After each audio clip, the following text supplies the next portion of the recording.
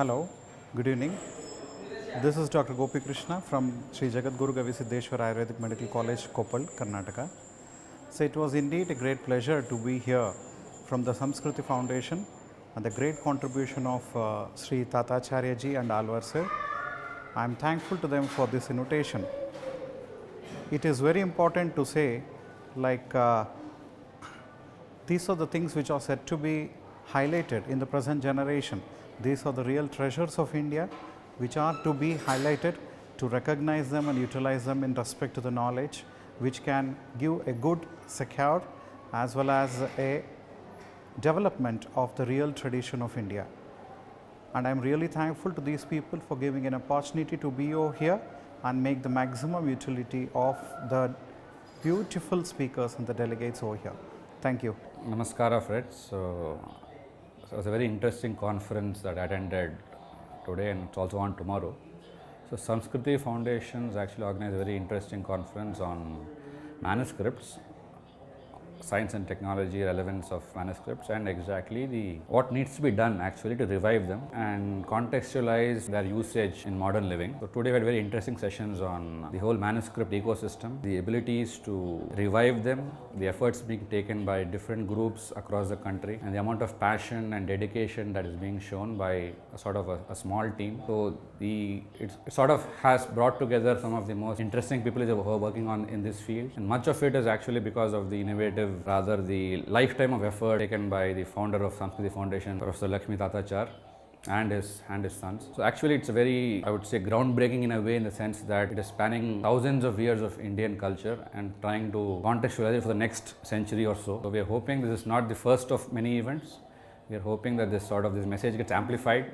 We know there is a huge amount of interest in Indic knowledge systems, and a huge amount of it actually resides in manuscripts, and for those people who really want to know the quick information, less than 1% is actually known to us, right? So less than 2% has actually even been identified. So the amount of knowledge is immense, yet to be mined, understood. So we need work, or rather interested in work is available in all sorts of areas. So all those interested, please do come and contact the folk at Samskrti Foundation. So they are based in Mysore. You can check out the website also. And what all I could say is, all those who are interested even a little bit in the Indic tradition and in the civilizational knowledge need not be an Indian or need not belong to any sampradaya. In terms of the knowledge that's available to humanity is immense. Less than 2% has actually been identified. So basically it is an opportunity to throw light on the sort of great work that this foundation is doing. So please do follow Samskrti Foundation on the web, and please do contact them for all your future work in this field.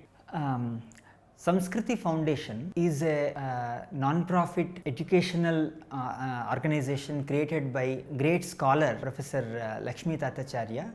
Is based in Melkote, and they have actually been pioneers in cataloging in a systematic manner the subject matter of tens of thousands of manuscripts that were found all over India, and they have created a mechanism for systematically collecting this information for the first time a couple of decades ago. So in that way they were pioneers, and it is so timely that such an organization is putting together this seminar in conjunction with National Manuscript Mission.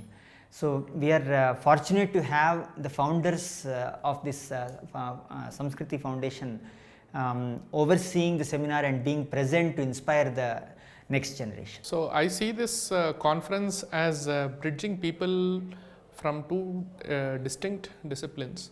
Ones who have been working on the area of manuscripts, who have been studying the content within the manuscripts.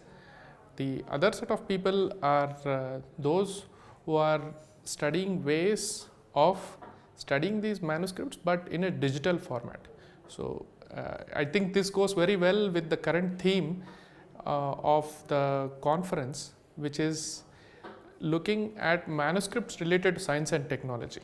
But what we have achieved here as a lucky or even planned coincidence, I would say, is that we have science and technology working for manuscripts. So I think this presents a wonderful opportunity where scholars from these different areas can come together to solve the overall challenging yet important problem of understanding these manuscripts and giving the treasures from these manuscripts to humanity as a whole. Hello everyone, day before yesterday and today we are having a wonderful national level seminar on cataloging, editing and publication of ancient Indian manuscripts on science and technology. Here specialists from different fields are taking part and sharing their experiences.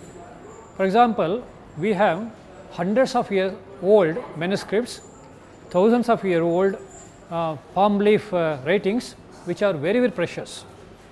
So, we have specialists from different fields who are trying to document this in the form of digitization, in the form of camera photos and converting into computer digitization. My own personal opinion is all the digitization is wonderful, really necessary, but one fine day they may lose their value. Either they may be lost or they may only be a secondary one.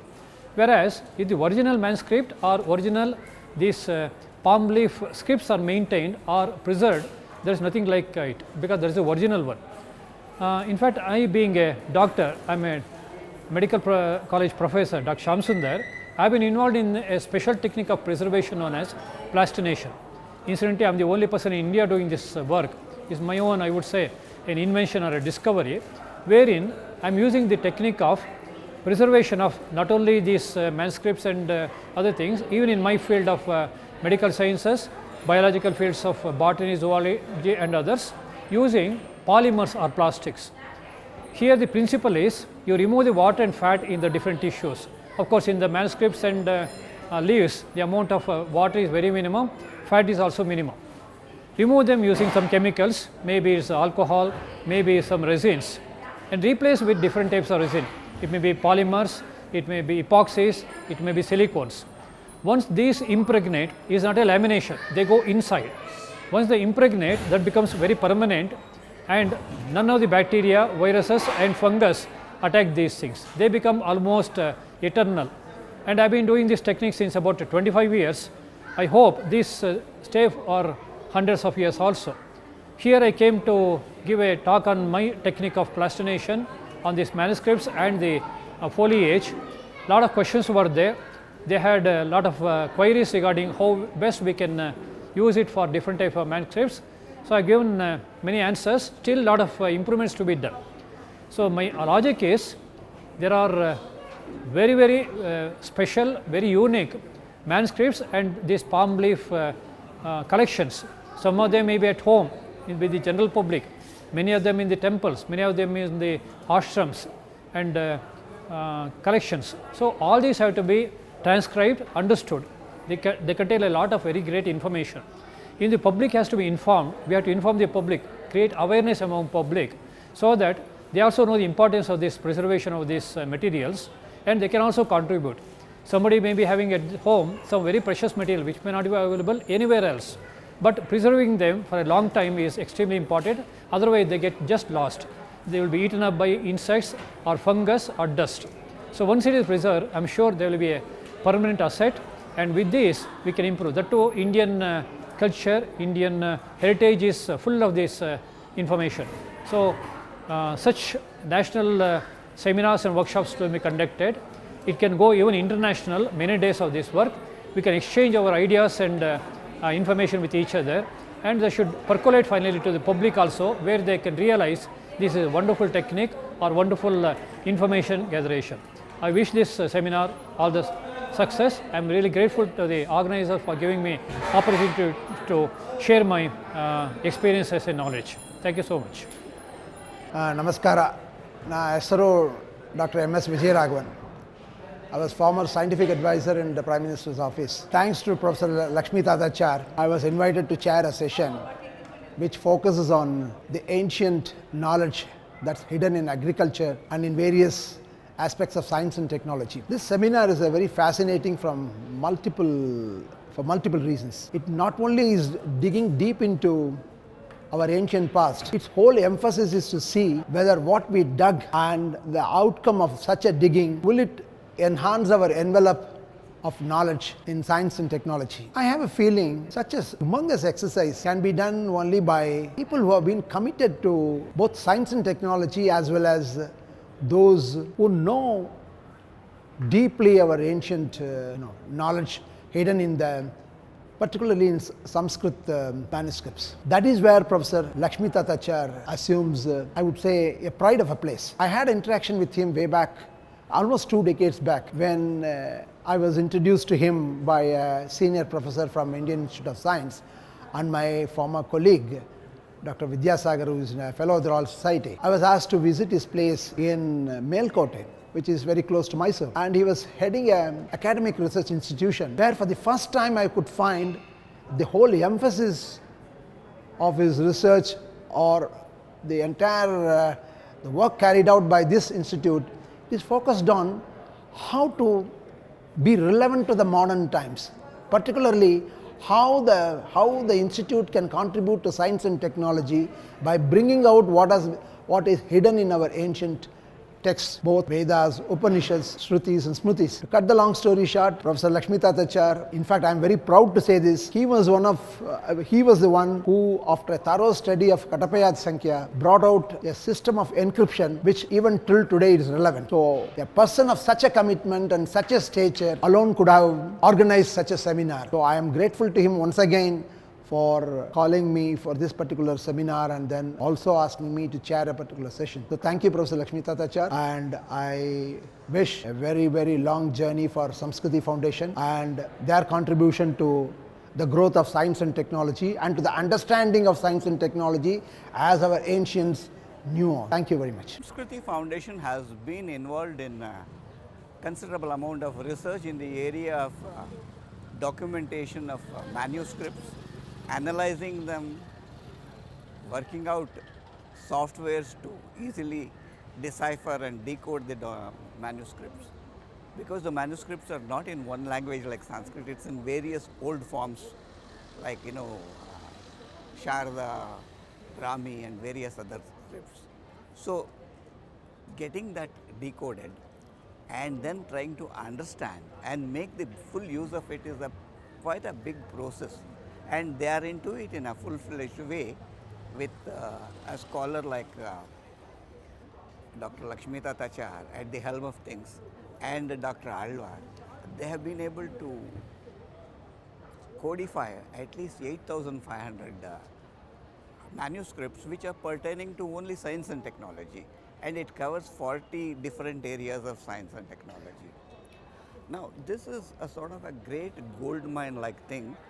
And I think the deeper you go, more wonderful things you will come across.